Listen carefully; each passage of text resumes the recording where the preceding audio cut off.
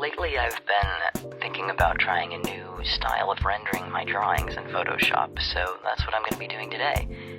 First I'll take my drawing, turn it to multiply, and I'm going to color on the layer underneath it so that I can see the lines on top. And I'm just going to sort of roughly color in these lines, just get some nice big base coat colors, get some other colors on top, just slowly kind of color it in, But these are just going to be the big basic colors. We're not adding too many details in quite yet. I just want to get a big solid foundation to start with before we do my new special technique that is new to me, and I'm no expert. It might be a real thing, but I just wanted to try this out for me. So here we go.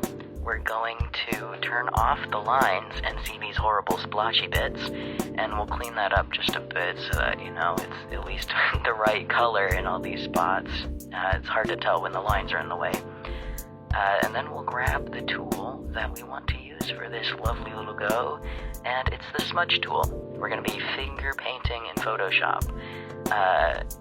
So yeah, here we go. We just sort of take the smudge tool and we just shape all these big old blotchies and we turn them into lovely things.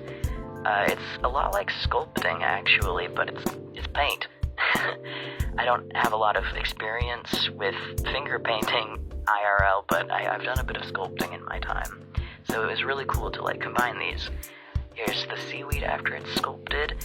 You can also pull splotches of color out and make new shapes, which is really cool. I ended up using that more as well. Here's the big blobby fish, and we just take some smudgies and we turn it into this fancy dude. So next I wanted to add a background color, just because on the outside colors that are really light, it's really hard to tell where the edges are against the checkerboard transparency. So the darker just helps me shape these little top bits and such into this. So next up, I'm going to add some detail colors that I didn't have initially. We've got some pebbles in the fish tank, just a couple colors here, some eyelashes, some other things like fish details, just all these extra little guys that I thought of later. And once they're smoothed out, they look like that.